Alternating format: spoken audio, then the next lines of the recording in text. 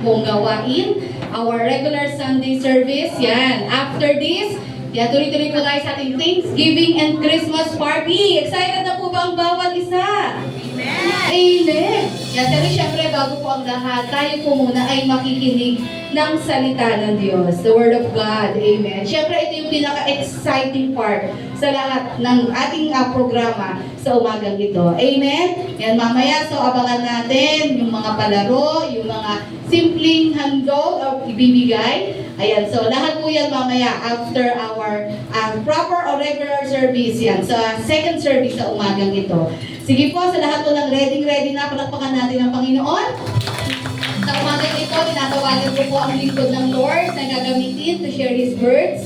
Yan, siya po ang ating church pastor here in JL General Trias. Of course, kilala niyo na po siya, Pastor Ferdy Roque. Palakpakan po natin ang Panginoon. Thank you, Pastor Dayan. Good morning to everyone. Praise God. So, are you all excited this coming Christmas? Parang hindi. So, I asked some of our worker there, we have a foreigner this morning. So it is right. So we welcome our dear brethren from JIL USA. Good morning, sir, and welcome to the Philippines. Is it your first time here in the Philippines? No? So, you've been here how many times? Second.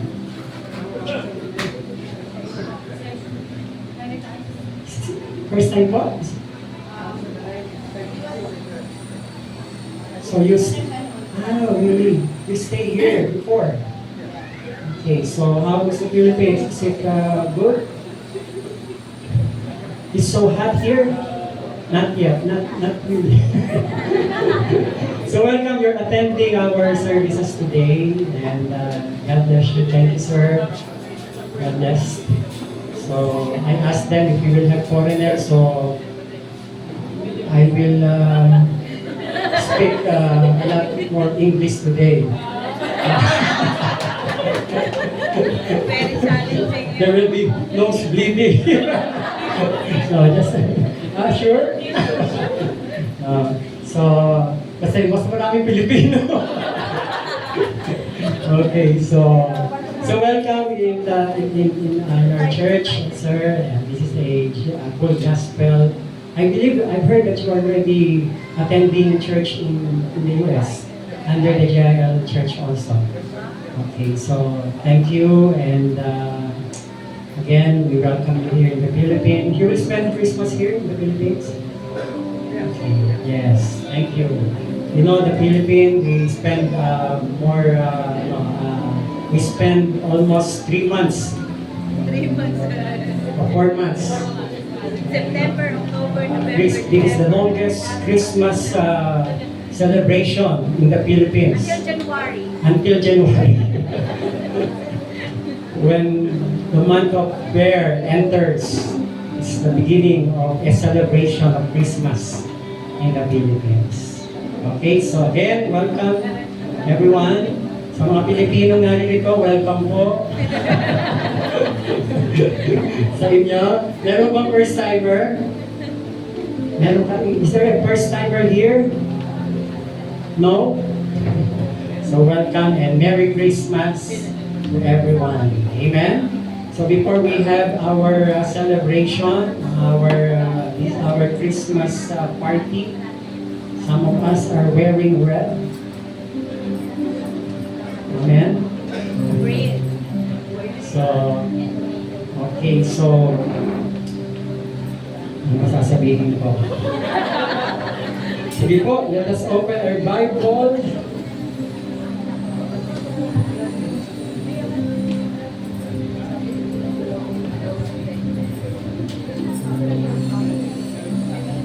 Thank you to our worship leading team. Let us give God the best God offering to them.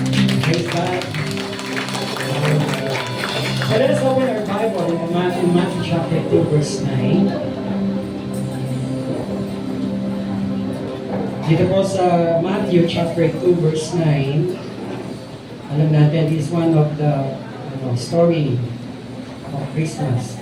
Some of the character when we talk about the birth of our Lord Jesus Christ.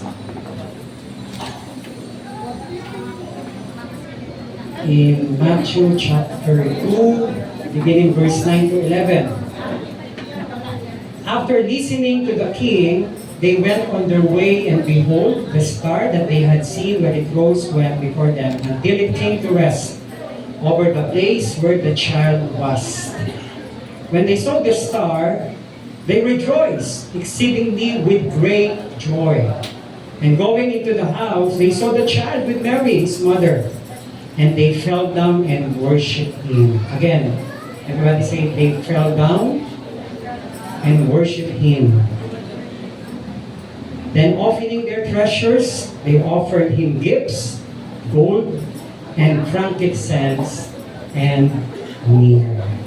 That the Lord bless the reading of His word. Let's bow our heads and let us pray. Heavenly Father, we thank you for this morning, that you allow us to be in this place, oh God, to worship you, to honor you, and as we study your word, that your Holy Spirit be with us. Teach us, O Lord, and we will open our hearts to your word. Let your word penetrate our hearts, O God, and help us to apply all the principles that we will hear, O God, this morning. We just welcome your presence, your Holy Spirit, Lord, in this place. Ikaw pong patuloy na mamuna, maghagi sa aming kalagitnaan. We thank you, Lord. We honor you. This is our prayer in Jesus' name. Amen and amen. The best clap offering to our God. Praise God. So this morning, I want to share this topic, with the title, Finding Contentment at Christmas. Again, sabihin natin, Finding Contentment at Christmas. Sino naniniwala na mahalaga ho na pag-celebrate po natin ang Christmas, as we celebrate this Christmas, it is important for us to have that kind of contentment. So we need contentment in this life. Amen. So we need to have that satisfaction or contentment to whatever things that we will receive this Christmas. And by the way, ang nagde-celebrate po ng birthday is wala other than Jesus Christ. Amen? So she's the one celebrating this Christmas. Siya po ang may birthday. No, lagi natin pagkatandaan po yan. You should always remember this Christmas. Kaya tayo, that's why we have celebration, because Jesus Christ was born. Amen? So it's important for us to have it, we have to have a contentment. Mahalaga po yung magkaroon tayo ng kontentuhan sa buhay po natin. So supposedly, this Christmas is a celebration. Amen po ba? Celebration po ito. Bakit? Kasi pinanganak si Jesus. Actually, 2,000 plus years ago, nung unang isinilang ang ating Panginoon Kristo. At yung lahat ng present, doon sa pangyayari na yon, of course, the angels, the shepherds, di ba? Yung mga pastol, of course, the magi, the wise men, when they saw Jesus, when they reached the place, when Jesus was born, they rejoiced. The Bible says, they rejoiced. When they saw the star, they rejoiced exceedingly with great joy. Nagsaya sila. Tuwang-tuwa sila. Di ba po, pag nag-birthday tayo, sino kang nag-birthday ng December? Sino rito nag-celebrate ng December, ng birthday? Meron mo ba? Wala. Masaya si Zina kahapon. Talagang tumutuwa po tayo at tinitingnan makasama yung mga bata kahapon instead of having a tawag doon, magkano pong selebrasyon, pero mas pinili niyang makasama yung mga bata. Di ba pag nag-birthday, may celebration? So si Jesus Christ, when Jesus Christ was born, they celebrate. Masaya sila. Of course, ang Pasko po, it's a time for to rejoice. Ito po yung panahon ng kagalakan. Some of us are excited, di ba? Pagka may Pasko, excited tayo pag malapit na yung Kapaskuhan. Pero alam natin, ang Pasko ho, hindi lang ho time for bonus, 13-month pay, no? Hindi lang ho regalo, hindi lang ho reunion, or Christmas party, o gathering. Supposedly talagang pag kontento ka kasi sa puso mo, if you have contentment in your heart, whatever situation, kahit anong sitwasyon mo, diba? Hindi mo man natanggap yung mga gifts, hindi mo man na-receive yung mga ini-expect mong gift, masaya ka pa rin. Kasi alam mo, ang celebration ito ay walang iba kundi dapat maialay at ipagpasalamat sa ating pong Panginoong Diyos na buhay. Amen? Let us give God the best clap offering. Praise God. So, ito pong background, itong Matthew chapter 2, ang kinuha ko na lang po yung verse 9 eh. Pero doon sa mga naunang talata, no, doon sa other verses, bago yung verse 9, makikita po natin, the three magi, no, they decided to go to Bethlehem to see Jesus because they heard that the Savior was born, and that is Jesus Christ. They are all excited to see the place. Pero nung bago sila dumating po doon, they encountered Herod in verse 7. Then Herod called the Magi secretly and found out from them the exact time the star had appeared. So King Herod asked the Magi, when was the time? What is the time? No? The exact time the star had appeared. So tinanong siya.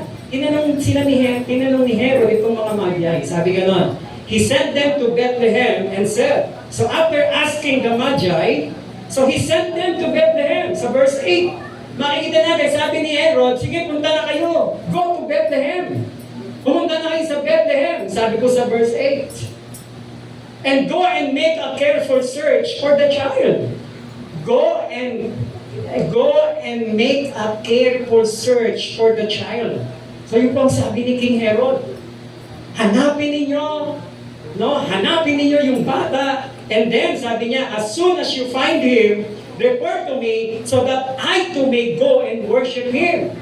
So pagkatapos ninyo matagpuan, sabi ni King Herod, so sabihin niyo sa akin kung saan, dahil gusto ko rin sumamba sa kanya. Pero alam niyo ba, behind that motive, no, yung sinabi niya, I want to worship him also, may motibo po yun. Kasi during that time, si King Herod, medyo parang nung malaman niya, may singilan na magiging hari ng Hudyo. Para siyang insane na eh. No? Parang hindi na siya mapakali. Yung word na alikaga, yung bang abulido na siya. Na parang bang inisip niya, papalitan na siya. Kung tutuusin, kung nasa tamang pag-iisip lang si Herod, kasisilang lang yung sanggol. Kung aantayin kung siya'y papalitan nun, napakatagal pang panahon. Kaya sabi niya, hanapin ninyo, I want to worship him kasi gusto niyo patahin si Jesus during that time. Diba? Yun ang plano niya. Patahin si Jesus. Alam niyo, sabi doon, sabi ni Herod, I want to worship him also. Alam niyo, ito, maling pagsamba ito, umiisip ni Herod. Pero yung Magi, yung tatlo, anong dahilan why they want to see Jesus? Because they want to worship Jesus. Amen? They want to worship Jesus. Bagamat kung pag-aaralan po natin, balik lang natin doon sa verse natin kanina. Kung pag-aaralan, kung i-analyze natin yung talata, saan po pinanganak si Jesus? Sa Bethlehem at anong lugar? Sabsaban. Diba? Pero sinasabi po ng Bible, sabi dito, when they saw the star, they rejoiced exceedingly with joy, and going into the house. So ibig sabihin, hindi na sabsaban, natin narinig yan, hindi na sabsaban, kundi nung dinatnan nila si Jesus, nasa bahay na. At sabi doon, they saw the child with Mary, his mother. Di ba pag ang sanggol, kasi sila na, ano tawag sa kanila? Infants, sanggol. Hindi bata, iba ho yung infant, no? Sa bata. So ibig sabihin, nung binabasa ko ito, nung pinag-aralan ko po, alam niyo ba, sabi po ng mga nakakaintindi at alam ng istorya, yung background. Sabi din ng ganon, itong Magi nanggaling ng east. At yung east daw po, at present, that is Iran. Imagine yung layo going to Bethlehem, to Israel. Kaya nung dinatnan nila si Jesus, he's a longer infant, he's a child. Sa tagal ng biyahe, sa tagal ng travel nila. At during those time, wala akong South Superhighway. There is no superhighway. There is no vehicle that can bring them past to that place. No? Wala akong ganun. Walang motorcycle. Kundi ang sinasakyan nila, ano? Camel. Camel. Grabe yung lakad ng camel. Kaya sabi nila, yung travel daw po, yung distance from Iran to Israel is 500 to 900 miles. At kung i-convert natin into kilometers, 1,130 kilometers. Ang layo. At anong reason? Anong dahilan nila? They want to worship Jesus. Amen? They want to worship Jesus. That is their motivation. They want to worship Jesus. Tayo ho, kapag ka motivation natin sa puso natin is sumamba sa Kanya, hindi ho natin alintana ang umakyat at ulang dito. Tama. Kahit the fourth floor. Even though we are in the fourth floor, some of us are already, just like me, a senior. Pero pinilit natin. Why? Because we want to worship Jesus here. Amen? Palapakan po natin ang Panginoon. Kaya hindi ko alintana yung layo. Kasi kung ikukumpara natin sa tatlong wise men, tama? Ang motivation nila is to worship Jesus. I want to worship the King of the Jews. Kaya hindi, imagine na, halo-halo na yung pagod, no? Gutom, puro desierto ho dadaanan nila, desert, bago nila ma-reach po yung lugar. And the only guide is the star, yung between. Sino rito ang sumunod na sa between?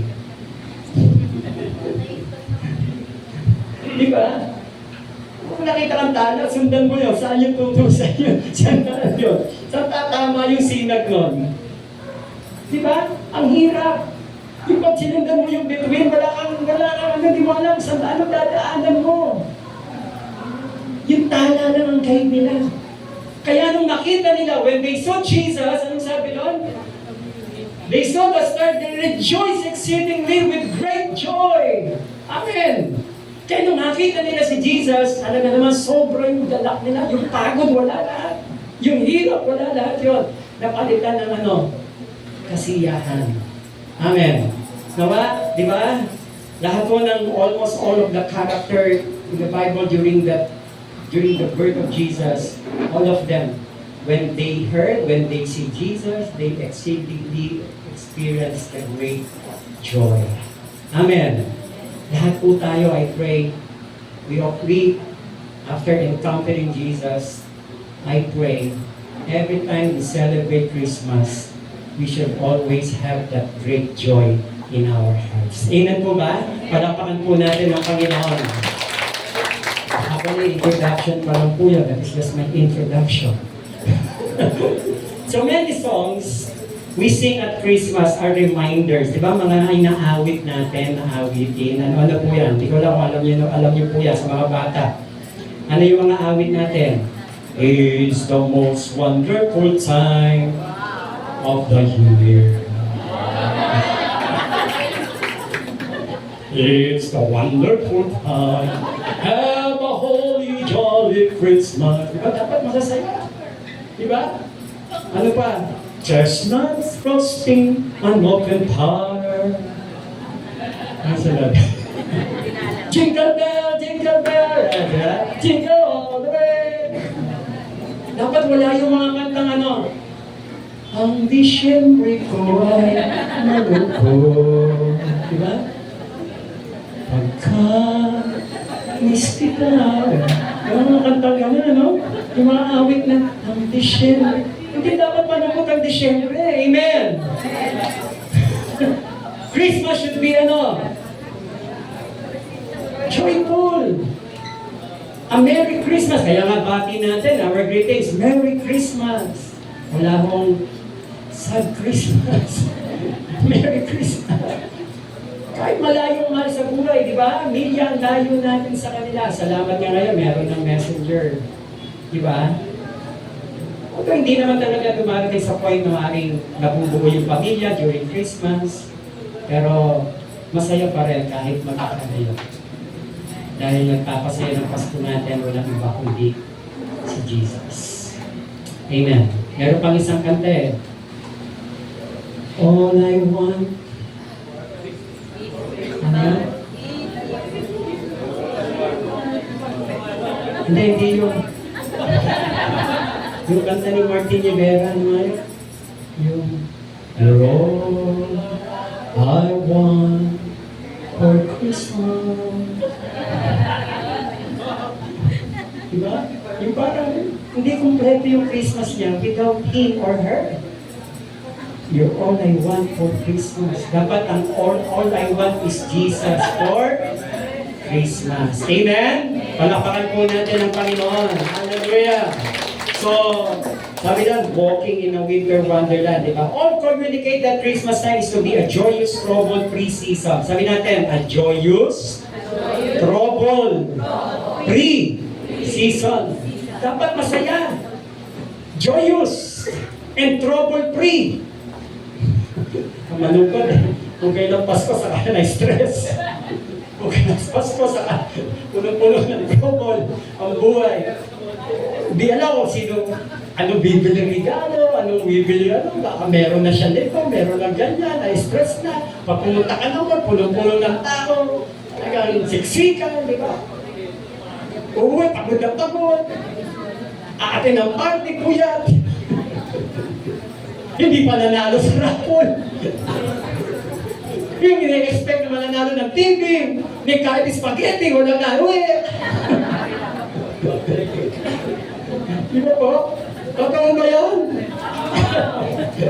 Pagdating nakita yung raffle, ang laki. Ako, mananalo ako. May lago na kaming TV. Tapos, may anumang regalo, wala na uwi. Pero, ano man ang mangyari, pag mo sa katabi mo, ano man ang mangyari mamaya, wala ka mang natanggap, dapat maging masaya ka pa rin. Amen? Palapakan po natin ang Panginoon. Hallelujah. So the question is, how can you improve your level of joy this Christmas? Yun po yung question. How can you improve your level of joy this Christmas? Of course, the answer is found in the story of the Magi, in Matthew chapter 2. Again, Magi, wise men from the east, saw a star that indicated the birth of a new king in Israel. So there are 3 lessons here I want to share to all of you this morning. What are the lessons from this story? First, if we want to increase or if you want to level up your joy of Christmas, it's important, the question you must answer, what do you seek? Anong hinahanap natin during this Christmas? So your level of joy at Christmas is directly related to what it is you seek. Ano yung hinahanap pa natin tuwing Pasko? Is it a gift? Is it a new television? New material things? So your Christmas joy level depends on your focus. Saan nakatuon? Anong pinagtutuunan natin tuwing Pasko? Hindi ko naman sinasabing yung reunion, hindi mo masama yun, yung gathering of the family, with our loved ones. No? Sabi dito, your Christmas joy level depends on your focus. Looking for the spiritual meaning, mahalaga po, it's important. Of course, the main reason why we have celebration is Jesus. The main reason. Ang walang ibang dahilan. Of course, the love and the hope that God gave to us. Sabi nga po ng John, sabi ng Romans 15:13, di ba? In Romans 15:13, anong sabi po doon? The God of hope, no? Yung Diyos ng pag-asa. Lahat tayo. When Jesus Christ was born in Bethlehem, of course, the reason why Jesus Christ was given His life, no, to all of us, to save us from all our sins. To save us from all our sins. That's why He was called Savior.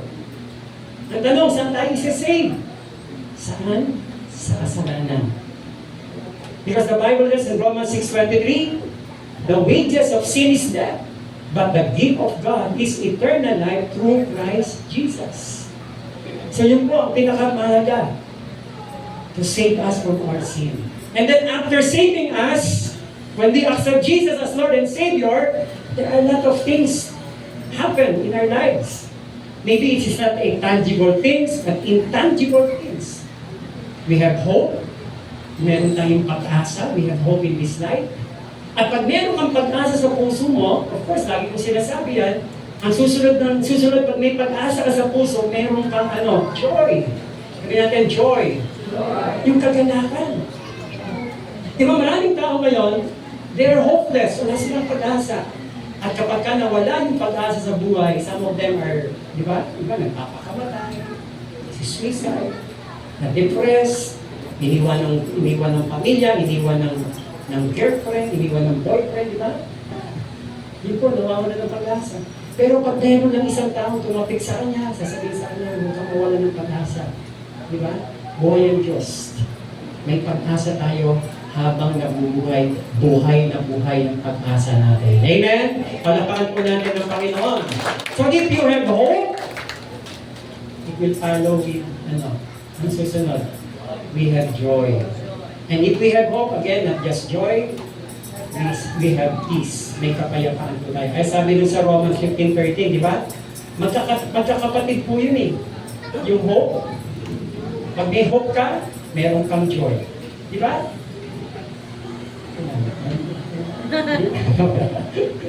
Romans 15:13. We have with hope in this life follows with the Let's read. Everybody read.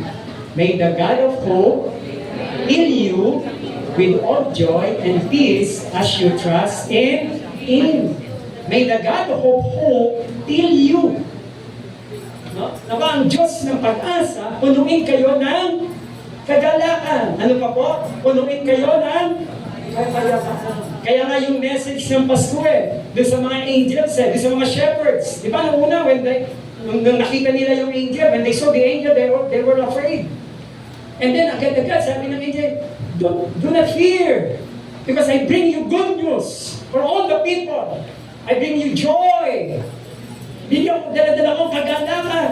Let there be peace. Magkaroon kayo ng kapayapaan. Kaya nga itong Paskong ito, hindi mo dapat ma-stress. Hindi mo dapat tayo mang-blema. Ease lang. No? Ako kulang pa yung ano po, dapat sa ganito. Diba, minsan, 24 na, nagra-rush pa tayo. Meron gano'n, di ba? 24 na, wala pa regalo sa ganito. Stress ka to. Kaya tuloy yung Pasko, imbis na maging masaya. Gaya ng mga nanay natin. Talaga, may special number mo niya. Itong mga po. Happy lang, no? Sabi natin, relax lang. Sabi mo sa katabi mo, relax ka lang. Pastor, paano ako mag-relax? Wala akong pera. Yun, di ba? Kasi minsan yun yung parang nagiging ano bang hinahanap natin this Christmas.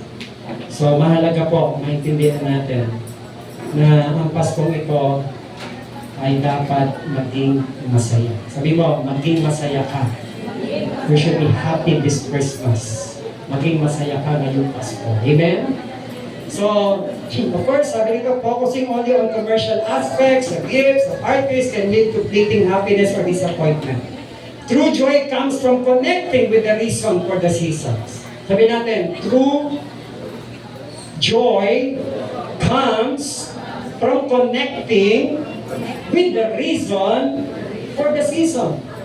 So, ang true joy daw po, ang totoong kaligayahan, yung i-connect natin yung sarili natin doon sa totoong source of joy or the reason for the season. Siya yung dahilan, kaya tayo merong celebration. And that is Jesus. Amen. So by shifting focus to gratitude, giving, family, and nativity story, you find deeper, more resilient joy. Kaya mahalaga ho, i-divert natin yung attention natin sa Panginoon. Kaya sabi, the Bible says, di ba, in Hebrews chapter 12, verse 2, let us fix our eyes on Jesus. Amen? He is the author and the finisher of our faith. Kaya nga this Christmas, we should focus, we should fix our eyes on Jesus. Sabi natin, let us fix our eyes on Jesus, the author and the perfecter of our faith, who for the joy set before Him endured the cross. Kaya napakaganda ho eh. When Jesus Christ died on the cross, alam niyo, nung tinanggap niya po yung hirap at sakit, hindi ho malungkot si Jesus. Although masakit, pero masaya siya tinanggap yung po utos sa kanya ng Panginoon na kailangan niya mamatay doon sa cross ng Kalbaryo. Amen. At ang sabi ng 2 Corinthians chapter 8 verse 9, for we know the grace of our Lord Jesus Christ, that though He was rich, He became poor, so that through His poverty we might become rich. 2 Corinthians chapter 8 verse 9. Alam daw natin yung biyaya ng ating Panginoon. Bagamat siya'y mayaman, kanya ang kaharian ng langit, pero siya ho ay nagpakatukha. Amen. Na sa kanyang karukhaan, tayo naman ang nalagaman. Sabay-sabay natin basahin. For we know, you know, the grace of our Lord Jesus Christ, that though He was rich, yet for your sakes He became poor, so that you might through His poverty might become rich. So we know the grace. And we're thankful to God for that grace. We are not worthy. But God, Jesus Christ, make us worthy. Hinubad niya yung pagiging Diyos niya, siya po'y nagpakatukha, nag-anong alipin, para ikaw at ako ay managana. Amen? Mahalaga po yung contentment. Sabi ng iba, hindi ako mayaman. Hindi, mayaman po tayong lahat dahil sa Panginoon sa Kristo. Amen? Sabi yung may sakit na naman ako, hindi. Pinagaling ka na ni Jesus. By the stripes of Jesus, we are all healed. Amen? Palapakan po natin ang Panginoon. Hallelujah! Kaya maging maingat po tayo sa mga pagbuka ng bibig natin. Diba? Kasi minsan pag may problema rin naman ako. Ang sakit na naman ang matakang ko. Ang sakit na naman ang tuhod ko. Sasakit lalo yan. Kasi pinokontrest mo. Wala na naman akong pera. Hingi yung pera yung anak. Wala akong pera. Yung nanay, wala akong pera. Kaya tuloy. Laging walang pera. Ano bang tama? Marami akong pera. Ay humingi sa akin. So there's power kasi in confession. Proverbs 18:21, the Bible says, life and death is in the power of the tongue. Gusto mo mabuhay, sumagana ang buhay. No, hindi yung laging mahirap na naman ang buhay. Hirap naman ako. Pagpasok ang taon, gagapang na naman kami. Kaya hindi ako maghahanda ng manok kasi kakain at kakain. Gusto ko maghahanda ako ng pansit kasi hahaba ang buhay. Kasi prophetic gesture. Tayo, di ba? Gusto mo sumagana ang buhay ng taon. Kaya ang ihahanda ko, puro mga prutas sa bilog-bilog. Kailangan 12. Kung hindi pa kompleto ang prutas ko, wala, hindi pa ako sasagana. Wala akong ganun. Amen? The Bible says in Joshua chapter 1 verse 8, if you want to live a prosperous life, meditate my word. The Bible says, the word of God says, meditate the word, His word, day and night, and you will be prosperous. Amen? And get good success.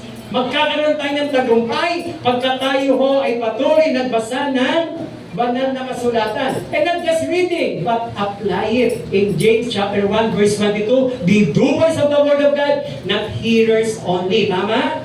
hindi lang tagapakinig, kundi dapat ikinapamumuhay. Anong pangako ng Lord? You will be prosperous. Magtatagumpay ka. Even without the 12 round fruits. Di ba, pag bagong taon, bubuksan lahat ang pintana. At pumasok ang usok ng paputok. Eh pagtapos ng putok, kalikutin mo yung ilong mo, ang itim-itim. Wala akong ganon. Yun, pumatok na. Wala akong ganon. Amen? So mangyayari ho ang kasaganaan because of Jesus. Because we apply all the principles written in the Bible. Amen. Let us give God the best clap of praise. Hallelujah. So the problem is not Christmas. It is in our expectations. Kaya mahalaga po yung saan natin tinutuon yung isip natin. So we are looking for the wrong thing. The Magi shows us how to increase our level of joy at Christmas by looking for the right thing. Huh? But it was they were looking for. Verse 2 tells us, they came to Jerusalem and said, where is he who has been born King of the Jews? For we have seen his star in the east and have come to worship him. And they have come to worship him. They were looking for Jesus. They were looking for Jesus. Sinong hinanap nila? Jesus. Yung sinila. Amen? So Christmas for them was an opportunity to worship Jesus. So sa kanila ho, sa tatlong Magi, so the three wise men, Christmas for them was an opportunity to worship. Yun po yung pagkakataon nila para sambahin ang Panginoon. Nawa, sa mga celebrations na mga susunod pa before Christmas, ang maging sentro ho ng celebration natin ay walang iba kundi si Jesus. Amen po ba? Ang maging tuon natin, walang iba kundi ang ating Panginoon sa Kristo.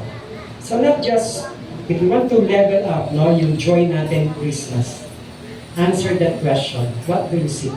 Anong hinahanap mo tuwing Pasko? Nawa, mabago na ho ang pananaw natin. Ang Paskong ito, although magsasaya tayo, pero nasa puso natin lagi ang Panginoon. The reason why we celebrate, the reason why we're here, because we love Jesus and we want to worship Him. Whatever things happens in us. Our motivation why we have this celebration is because Jesus. We want to seek Him just like the Magi, and as we seek Him, we will worship Him. Amen? Palakpakan po natin ang ating po Panginoon. And then thirdly, where do you look? Kanina ho, sabi doon, what do you seek? Anong hinahanap mo ba? Pangalawa, where do you look? Saan mo ito hinahanap? So your level of joy at Christmas is directly related to where you look. So we learn from the Magi that there are wrong and right places to look for Christmas. Minsan nagkakamali tayo ng lugar sa natin hinahanap. Pero mahalaga ho, hanapin natin ang kagalakan, walang iba kundi sa lugar kung saan nandun ang alam nating presence ng ating Panginoon. Sabi nga po ng Psalm 37 verse 4, diba, familiar tayo doon. Delight yourselves unto the Lord, and He will give the desires of your heart. Kaya hindi masamang magkaroon ng desire ng isang bagay, di ba? Pero mangyayari lang yung desire mo kapag ka nalugod ang Diyos sa'yo, tama? Di ba? Sabi ng Bible in Hebrews 11:6, it is a rewarder of those who diligently seek Him. Di ba po? It's a rewarder. Without faith, everybody read, sabi yan, without faith, it is impossible to please God. Because anyone who comes to Him must believe that He exists and that He rewards those who earnestly seek Him. No, kung meron man tayo ninanais na yung Paskong ito, of course, hanapin natin at hilingin natin yun sa Panginoon. And I pray, ang buhay natin ay talagang nakalulugod sa Panginoon. Alam natin, nothing is too hard for God. No? The things is impossible with men are possible with God. Walang imposible sa Lord. Kaya niyang ibigay, pero tinitignan ng Lord yung heart natin. If we really seek Him. Sabi po ng Jeremiah 29 verse 13, the Bible says, if you seek Him with all your heart, you will find Him. Pag hinanap daw natin siya ng buong puso, sabi, you will seek me and find me when you seek me with all your heart. Sino naniniwala napakahalaga na yung buhay mo ay lagi connected sa Lord? Lagi yung nandun. Yung daman-daman mo lang yung presence niya. At yun po yung magbibigay ng kagalakan sa puso mo. Diba po? Alam niyo, minsan ako nakapunta ng dito lang, sa Cavite.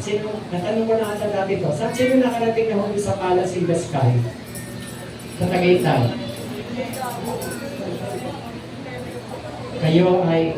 Kayo ay, anong tawag doon? Kayo ay, yung sa sariling bayan, sabi yung hindi yung binabanggit na word. Kayo ay turista sa sariling bayan. Yung sabihin, nagkakabiti kayo, pero hindi pa kayo nakarating ng Palace in the Sky sa Tagaytay. Sino pang hindi nakarating? Bukas pa meron tayong field trip. We will have a field trip here, there in Tagaytay. The highest place in Tagaytay, which is the Palace in the Sky. Yung Palace in the Sky, during Marcos administration, they plan to put a cable car there. A cable car on the top of that mountain going to Batangas. One of the mountain. No? Plano nila magkaroon ng cable car doon, pero hindi na nangyari. So ngayon po, yung lugar na yun, naging ano na lang. Pasyalan na lang siya. Pag nandun kayo sa tuktok ng Palace in the Sky, kita niyo yung buong Batangas, Quezon, Manila, ang taas kasi na. At talagang malamig na yung lugar na yun. Nung pumunta ako doon, sabi ko, ang sarap sana kung kasama ko yung pamilya ko dito. Para enjoy namin yung place. Mas talagang enjoy namin yung kagalaan. Same with God.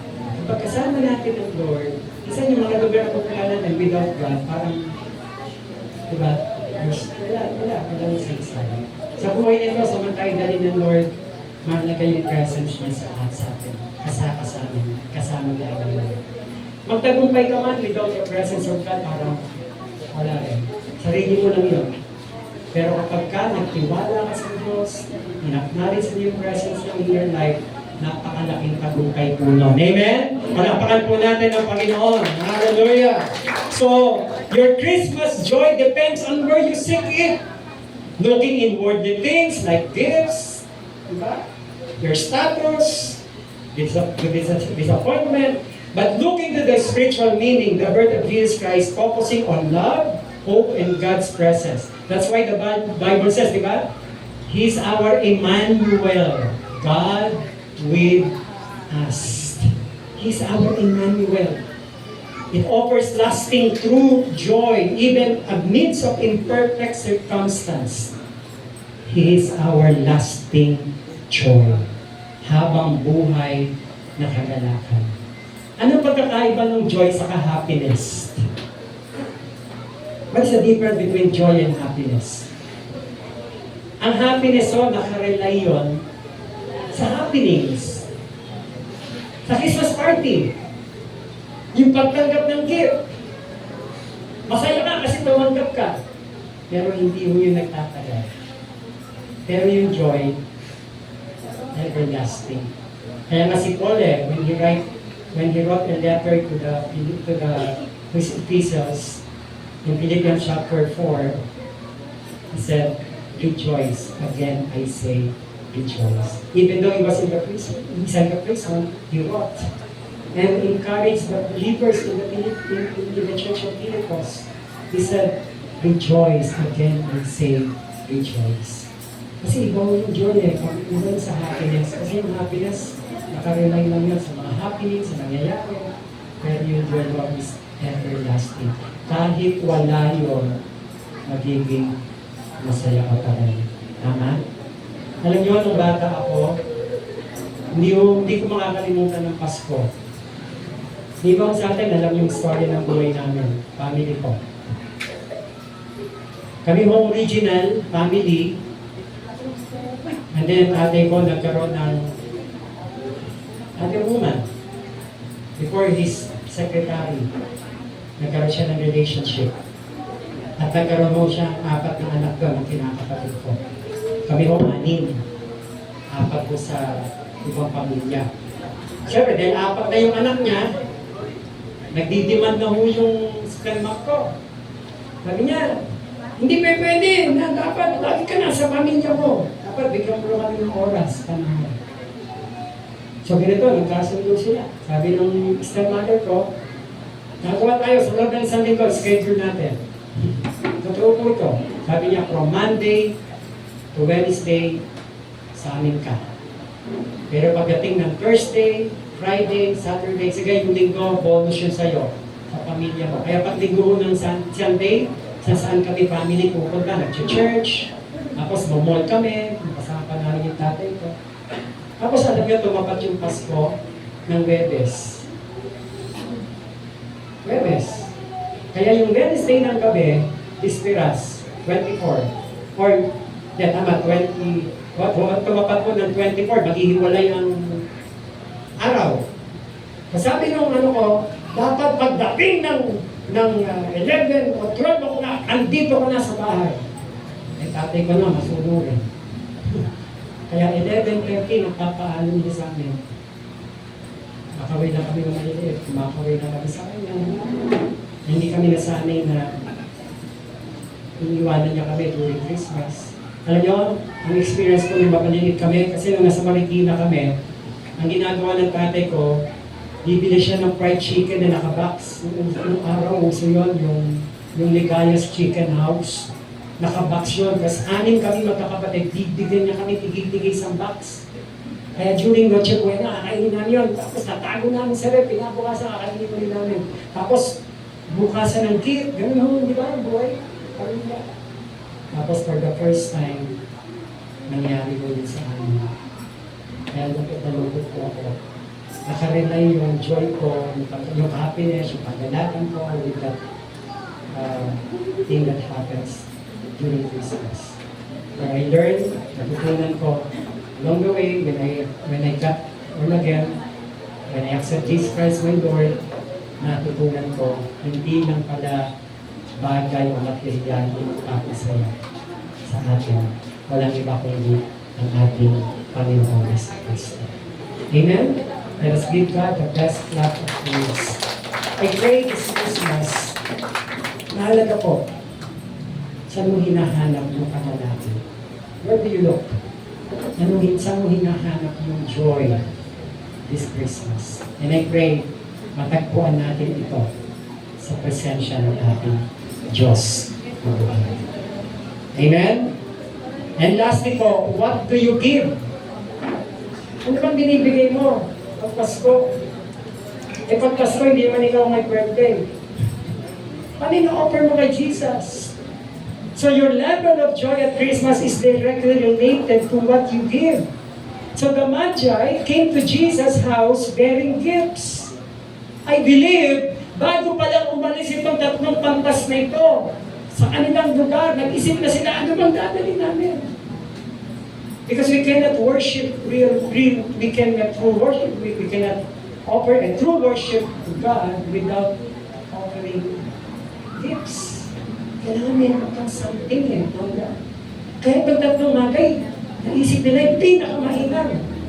At alam niyo, kung titingnan natin, yung gift po nila, number 1, gold. That is fitting to the king. Yung gift po. Tapos ano pa po? Di ba alam natin yon? Yung gold, frankincense, and myrrh. Di ba po? Kung tutusin natin, kung titignan natin, hindi siya mamahalin, pero that is symbolic. Symbolic po yan. Yung gold, symbolizing his kingship. No? Yung frankincense symbolize divinity, yung pagiging Diyos niya. Because they believe that Jesus Christ is truly a Son of God, the Messiah, the Savior. And of course, the myrrh is mortality. Kasi di ba, Jesus Christ, naniniwala sila, time will come, Jesus Christ will die, and then after 3 days, He will rise again. Naniniwala po sila that He is a Savior. At merong gift of eternal life. Kaya mahalaga po. At alam po, hindi tayo may stress kapag tayo po magririgalo. Kasi minsan, may stress tayo. Ano ba ririgalo ko? Kasi meron na siya lahat eh. Na iba, gagawa na lang, mas maganda yung diba? Kasi it's not like gift eh. Hindi yung literal eh. Ano yun? The thought. Bakit kung hindi bigay yung gift? Tama? Si Jesus Christ, yung tatlong Magi, binigay nila yung gift na yun because they believe those gifts are worthy. Karapat-dapat lang para kay Jesus Christ. Magtatapos po ako dito sa kwento. No? Meron pong mag-asawa. Itago natin sa pangalan Dahlia at Jim. Itong si Dahlia at Jim, nung papasok na malapit na ang Pasko, nag-iisip sila, hindi naman sila ganun kayaman. Maliit lang ang sweldo ng lalaki. Pero nag-iisip sila bilang mag-asawa, gusto nilang bigyan ng gift yung bawat isa. Dahil wala naman silang pera, si Dahlia, ang haba ng buhok niya. Yung buhok niya hanggang daylayan ng niya. Talagang mahaba yung buhok, pinahaba niya. Napakahalaga na sa kanya. It took her years para habain yung buhok. Pero dahil wala siyang pera, gusto niya magbigay ng regalo sa asawa niya. So, ang ginawa ni Dahlia, pinagupitan niya yung buhok niya, at tapos yung nagupit na buhok, pumunta siya ng gumagawa ng wig. Ibinenta niya yun, so nagkapera siya. At ang gusto niyang bilhin, ay bracelet ng asawa niya. Kasi meron rin yung asawa niya, walang bracelet. So nakabili siya na lang. At yung asawa ng mga lalaki, si Daniel, pangalan na? Si Jim. Si Jim, kaya naman siya kaya siya magkakapera. Sabi niya, para may extra money ako, ibibenta ko yung rilo ko. So binenta niya ngayon, nakabili siya. Nagkapera siya. Anong bibili niya? Supply.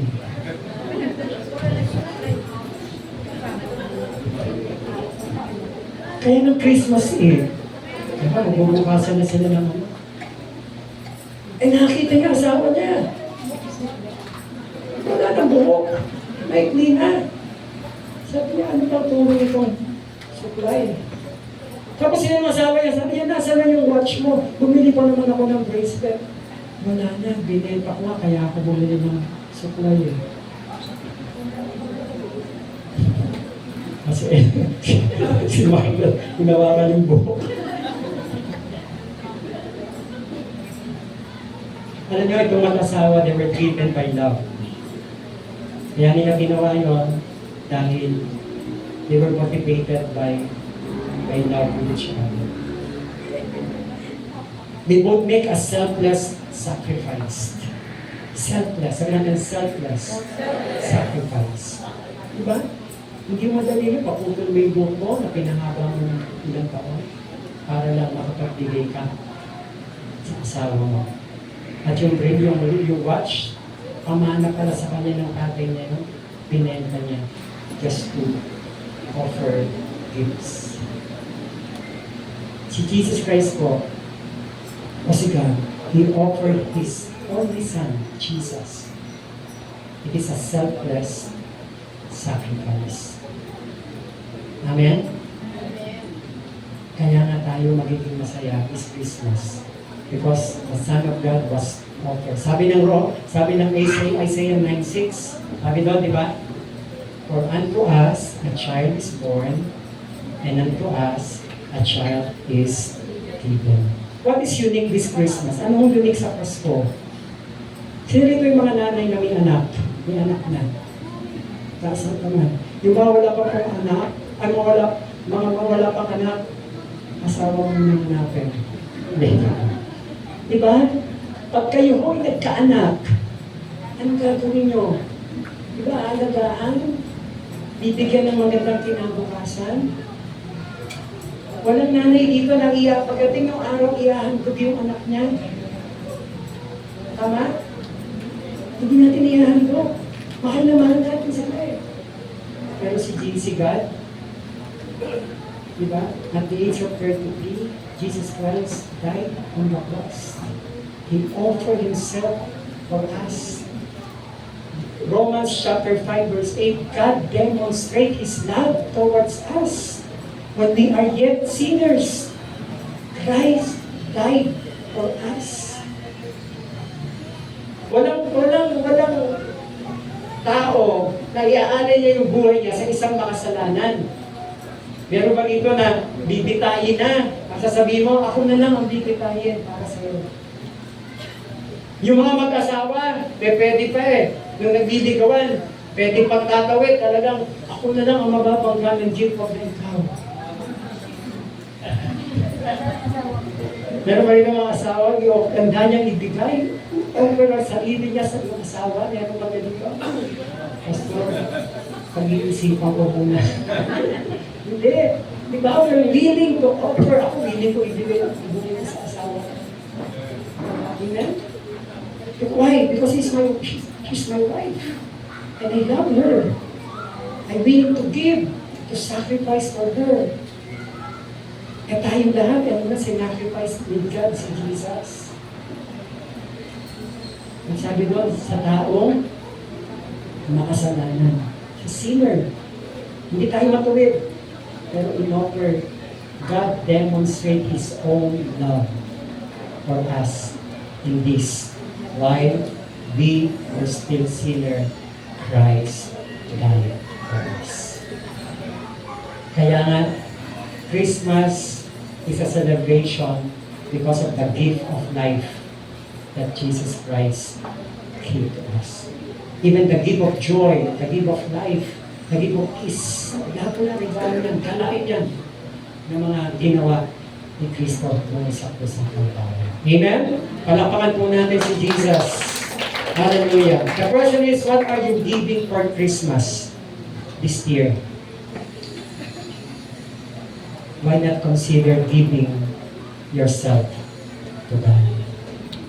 Ako pinatutuwa sa mga kamagagawa ko, of course dito sa Navarro, na kahit po minsan nakakapagod ang maglingkod, di ba? Minsan talagang full of sacrifices, pero masaya tayo, right? Because we know that our service, sabi ng Bible, will never be in vain. Hindi nawawalan ng kabuluhan. Kaya mahalaga ho. Kaya nung in-offer natin yung buhay natin, nawa, sumunod, Lord, gamitin mo po ang buhay nito. Ibigay natin sa Panginoon. What are those things that we can give to God? Of course, give your time. Also to your family. Give your compassion to the hurting. Give your forgiveness to the isolated. And finally, sabi natin, give your heart to Jesus. Ibigay natin ang puso natin sa Lord. Ibig sabihin, let us allow Jesus, the Spirit, enters into our hearts and let Jesus control our hearts. Amen? Kontrolin niya yung puso, yung buhay natin. Let Jesus Christ take full control of our lives. Allow Him to move.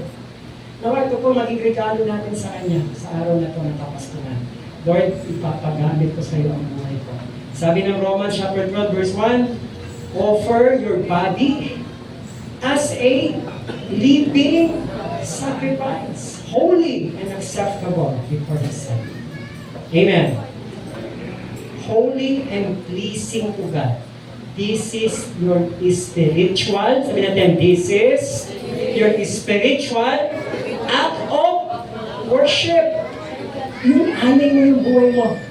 Kasi hanggang hindi mo iniaalay totally ang buhay mo sa Lord, hindi mo maibibigay yung totoong pagsamba sa Kanya. Amen. Kaya yung tatlong magi, andun yung talagang they're willing to sacrifice, to offer everything to God. At naniniwala sila, yun ang mainam na paraan ng pagsamba sa Panginoon. Amen. Palapakan natin si Jesus. Let us all rise. Hallelujah. Sa umagang ito, sa tanghali ito, tayo po'y nalapit sa Panginoon. And I pray, this morning, after hearing this simple message, we have a new perspective in life. That this Christmas, I want to have that contentment in my heart. I will be thankful to everything. Maging makapasalamat ako sa aking mga because God already given His only Son Jesus. And that is the reason why we have this celebration, the birth of our Lord Jesus Christ. And therefore, because of that, our hearts will be filled with joy and gladness.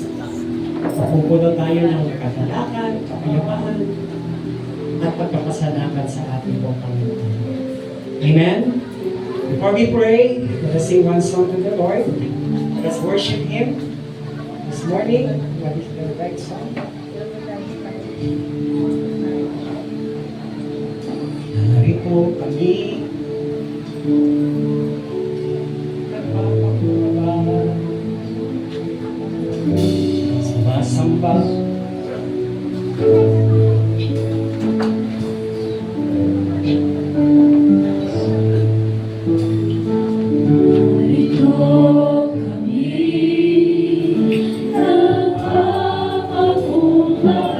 sumasamba sa iisang Diyos.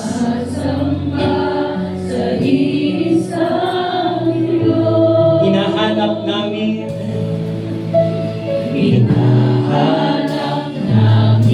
Karita ng iyong mukha.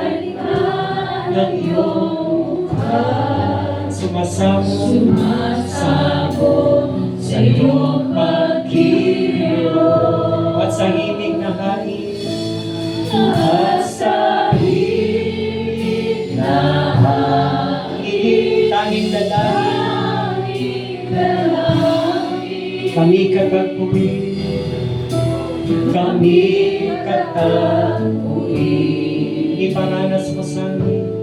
Iparanas mo sa amin ang iyong kapangyarihan. Ipamalas mo sa amin. Ipamalas mo sa amin ang iyong kalwalwatian. Hanggang ang aming kaluluwa ay mapuspos ng lubusan. Come on, people. At sa aming kalagitnaan ay bumaba ang kalangitan. Yes, Lord. Let your presence be with us this morning, Lord. And allow us to experience, Lord, your goodness.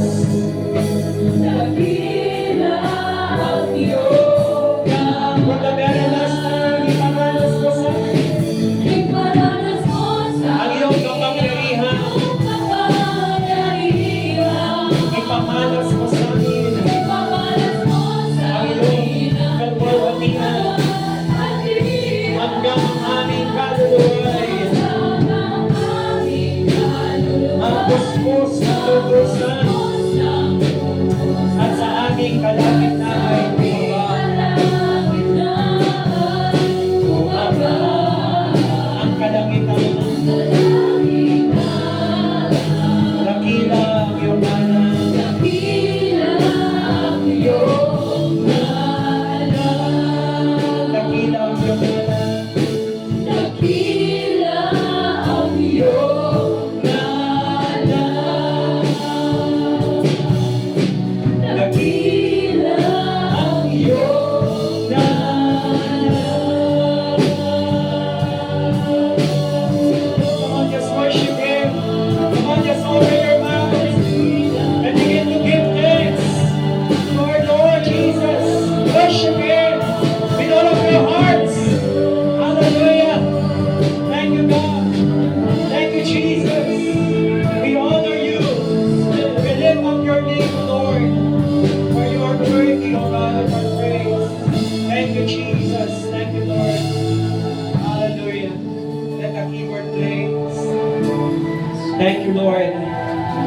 Father, we honor you, we worship you.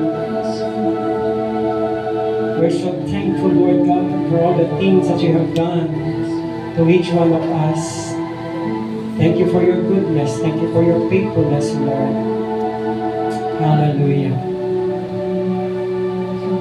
If you want to experience the goodness of our God, even His faithfulness, the Lord Jesus has already offered His life at the cross. He died and He rose again for us to have a meaningful life, a meaningful Christmas this year. If you want to offer your life to Jesus, just follow this simple prayer as I pray. Let us lift our hands to the Lord as a sign that we are totally surrendering our life to Jesus. And follow this prayer. Lord Jesus, Lord Jesus, thank you thank you for your for sacrifices your sacrifice on the cross. I know that you did all those things You did all those things for me. for me. And this morning, And this morning, I ask for forgiveness. I ask for forgiveness. Let your blood Let your cleanse me, blood cleanse me, wash away all my sins. all my sins. And thank you And thank for your you promise for your that promise. if I will confess That even if I will my confess sins, my sins, you are faithful you are and faithful just and just to forgive me. to forgive. Thank you, Lord, Thank you for your forgiveness. for your forgiveness. And now, And now, I will open my I heart. will open my heart. Please Please let your Holy Spirit let your Holy Spirit reside reside in my heart. in my heart. I offer my life to you, And I offer my life to you. and let this life And let this life give honor give honor and pleasing and blessing unto you. to you. Thank you, Lord, for the gift of eternal life that you have promised. You have promised Those who believe in you, those who believe in you they will receive it. will receive. Thank you, Lord. Thank you, Lord. This is our prayer. Our prayer In Jesus' name, in Jesus' name. Amen. Amen. Ako na lang po mag-pray. Come on, we pray to give God the best clap offering. Ako na lang po mag-pray, Lord. After they receive you as their Lord and Savior, I know that you have a wonderful plans to each one of us. Beginning today, I believe our lives will never be the same again. We will experience joy. Our lives will be filled with hope. Our lives will be filled with peace and not just happiness, but joy, O God, in the name of Jesus. Lord, pagpalain mo po ang bawat isa, that each one of us, Lord, enjoy this life, especially this season, as we celebrate Christmas. Alam ko po, pupunuin mo ang aming puso ng kagandahan, ng kapayapaan. At salamat po, Lord, for your divine protection, even to our families, Lord God. Maraming salamat po. At hayaan mo, Diyos, sa umagang ito, maranasan namin ang iyong presensya. At patuloy, Lord, magkaroon ng kakaibang pananaw ang bawat isa sa amin ng dahilan, the reason why we have this celebration because of your word, O God. We thank you, Lord. We honor you. And I pray, let your blessings be upon us. Now and forever, O God. Even let this blessing be extended, Lord, to our families, Lord God. We give you honor, we give you praise. This is our prayer in Jesus' name. Amen and amen.